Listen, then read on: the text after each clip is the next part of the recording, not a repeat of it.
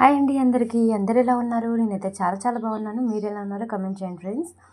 ఈరోజు నేను ఎంతో టేస్టీ అయిన సింపుల్గా చేసుకునే మిల్ మేకర్తో పచ్చడి చేసి చూపిస్తాను. చాలా బాగుంటుంది. 15 రోజుల పాటు పాడవకుండా ఉంటుందండి.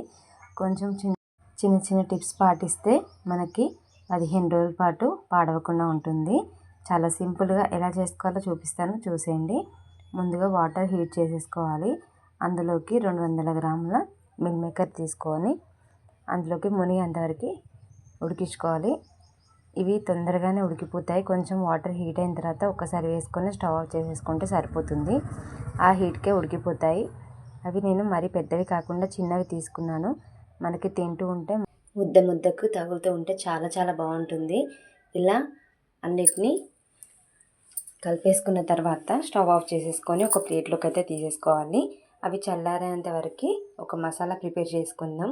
స్టవ్ వెలిగించి ప్యాన్ పెట్టేసుకొని అందులోకి 3 టేబుల్ స్పూన్ల ధనియాలు వేసుకోవాలి. 4 లవంగాలు వేసుకోవాలి. కొన్ని లవంగాలు వేసుకోవాలి. ఒక 5 వేసుకున్నా సరిపోతుంది. తర్వాత కొంచెం దాల్చిన చెక్క ముక్క వేసుకోవాలి. ఇవన్నీ వేసుకొని దూరగా ఫ్రై చేసుకోవాలి. మాడకుండా చిన్న మంట పెట్టేసుకొని ఫ్రై చేసేసుకోవాలి. చూస్తున్నారు కదా, ఇలా ఫ్రై చేసేసుకోవాలి. ఇప్పుడు అందులోకి కొన్ని మెంతులు వేసుకోవాలి. ఒక 1/2 టేబుల్ స్పూన్ మెంతులు అయితే సరిపోతాయి. కొంచెం ఆవాలు కూడా వేసుకోవాలి. 1 టేబుల్ స్పూన్ ఆవాలు, 1 టేబుల్ స్పూన్ జీలకర్ర వేసుకోవాలి. మెంతులు మాత్రం కొంచెమే వేసుకోవాలి. 1/2 టేబుల్ స్పూన్ వేసుకున్నా సరిపోతుంది. ఇవన్నిటిని మంచిగా ఫ్రై చేసేసుకోవాలి. మొత్తం అంతా చల్లారిన తర్వాత మిక్సీ వేసేసుకొని పొడి చేసేసుకోవాలి. చూసారా, ఇలా ఫ్రై అయిన తర్వాత మిక్సీ వేసేసుకొని పక్కకు పెట్టేసుకోవాలి. తర్వాత మిల్ మేకర్ ఉన్నాయి కదా, ప్లేట్లోకి తీసుకున్నాం కదా, వాటిని వాటర్ అంతా పోయేంత వరకు పిండేసుకొని ఒక ప్లేట్లోకి వేసేసుకోవాలి. చూసారా, తడి ఏమి లేకుండా ఫ్యాన్ కింద ఆరబెట్టేసుకోవాలి. ఎందుకంటే ఇది మనం 15 రోజుల పాటు నిలువ ఉంటుంది కాబట్టి తడి లేకుండా చూసేసుకోవాలి. ఇలా మనం చేతితో పట్టుకున్న వాటర్ అనేది ఉండకుండా చూసుకోవాలి. తర్వాత స్టవ్ వెలిగించి ప్యాన్ పెట్టేసుకొని అందులోకి ఆయిల్ వేసేసుకోవాలి. ఆయిల్ కొంచెం ఎక్కువనే పడుతుంది. ఒక 3 టేబుల్ స్పూన్స్ ఆయిల్ అయితే వేసేసుకోవాలి. ఆయిల్ వేసుకున్న తర్వాత గిన్నెకి అతుక్కోకుండా మొత్తం చుట్టూరా ఆయిల్ అప్లై చేసేసుకోవాలి. ఒకసారి ఇలా అంటే సరిపోతుంది. తర్వాత మొత్తం అన్నీ అందులోకి వేసేసుకొని ఫ్రై చేసుకోవాలి. మాడకుండా మంచి కలర్ వచ్చేంత వరకు ఫ్రై చేసుకోవాలి. నేను 200 గ్రాములు తీసుకున్నాను కాబట్టి మొత్తం అంతా ఒకసారి ఫ్రై చేసుకుంటున్నాను. మీరు కొంచెం ఎక్కువ క్వాంటిటీలో చేసుకోవాలనుకుంటే 2 బ్యాచెస్గా వేసేసుకొని ఫ్రై చేసుకోవాలి. చూస్తున్నారు కదా, ఇలా కలర్ వచ్చేంత వరకు ఫ్రై చేసుకోవాలండి. మాడకుండా చిన్న మంట పెట్టి మనం కుక్ చేసుకుంటే అందులో ఏమైనా తేమ ఉన్నా కూడా పోతుంది. పచ్చడి అనేది పాడవకుండా ఉంటుంది. చిన్నగా స్లోగా ఫ్రై చేసేసుకుంటే కలర్ అనేది మంచిగా వస్తుంది. మీకు చూస్తుంటేనే అర్థమవుతుంది కదా. కొంచెం మనం చేసేటప్పుడు నాన్ స్టిక్ ప్యాన్లో వేస్తే అతుక్కోకుండా వస్తాయి. నార్మల్గా ప్యాన్లో వేస్తే అతుక్కుంటాయి. మిల్ మేకర్ అనేది చాలా సాఫ్ట్గా ఉంటుంది కాబట్టి కొంచెం అంటుకునే అవకాశం ఉంటుంది. ఇలా నాన్ స్టిక్ ప్యాన్లో వేస్తే అతుక్కోకుండా చక్కగా వచ్చేస్తాయి, విడివిడిగా ఉంటాయి. మంచి గోల్డెన్ కలర్ వచ్చేంతవరకు ఫ్రై చేసేసుకోవాలి. ఇలా రావాలి. మొత్తం అంతా ఆయిల్ అనేది మొత్తం పీల్చేసుకుంటుంది. మీరు ఎంత ఆయిల్ వేస్తే అంత పీల్చుకుంటుంది కాబట్టి కొంచెం చూసుకొని వేసుకుంటే సరిపోతుంది. కొంచెం ఆయిల్ వేసుకుంటే మనకి చక్కగా వచ్చేస్తుంది.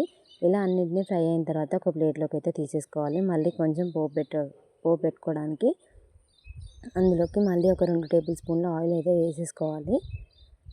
ఆయిల్ వేసేసుకొని ఆయిల్ మంచిగా హీట్ అయిన తర్వాత అందులోకి 1 టేబుల్ స్పూన్ జీలకర్ర వేసుకోవాలి. తర్వాత అల్లం వెల్లుల్లి పేస్ట్ వేసుకోవాలి. ఒక 1 టేబుల్ స్పూన్ అల్లం వెల్లుల్లి పేస్ట్ ఫ్రెష్ది వేసుకుంటే మనకి పచ్చడి అనేది చాలా బాగుంటుంది. ఇలా మంచి గోల్డెన్ కలర్ అయితే రావాలండి. లేదంటే పచ్చివాసన వచ్చి పచ్చడి అనేది పాడవుతుంది. స్టోర్ అయితే ఉండదు, నిలువ ఉండదు. మనం ఫ్రెష్ది వేసుకుంటేనే పచ్చడి అనేది కమ్మగా చక్కగా ఉంటుంది. ఇలా మంచిగా ఫ్రై చేసేసుకోవాలి. ఫ్రై చేసుకున్న తర్వాత ఇప్పుడు అందులోకి కొన్ని వెల్లుల్లి రెబ్బలు కూడా వేసేసుకోవాలి. ఇది కొంచెం చల్లారిన తర్వాత స్టవ్ ఆఫ్ చేసేసుకొని కొంచెం చల్లారిన తర్వాత వెల్లుల్లి రెబ్బలు అనేది వేసుకోవాలి. ఇలా వెల్లుల్లి రెబ్బలు వేసుకున్న తర్వాత ఆయిల్ అనేది చల్లగా అయిన తర్వాత మనం ముందుగా ఫ్రై చేసి పెట్టుకున్న మిల్ మేకర్ ఉన్నాయి కదా, ఇందులోకి అయితే వేసేసుకోవాలి. వేసేసుకొని మనం ముందుగా పొడి చేసుకున్నాం కదా, ధనియాలు, గరం మసాలాలు అన్నీ వేసేసుకొని ఆ పొడి మొత్తం ఇందులోకి వేసేసుకోవాలి. ఇందులోకి వేసేసుకున్న తర్వాత ఇప్పుడు అందులోకి రుచికి తగినంత ఉప్పు వేసుకోవాలి, 2 టేబుల్ స్పూన్ల ఉప్పు, 2 టేబుల్ స్పూన్ల కారం వేసుకోవాలి.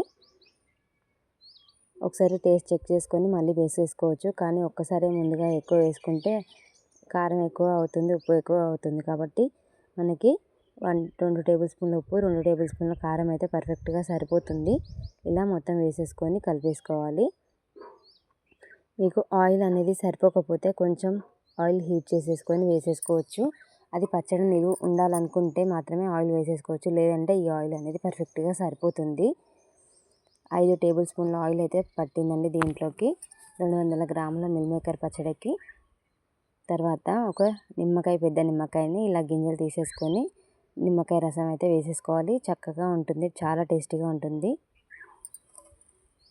ఇలా నిమ్మకాయ రసం పూర్తిగా పచ్చడి చల్లారిన తర్వాత మాత్రమే వేసేసుకోవాలి.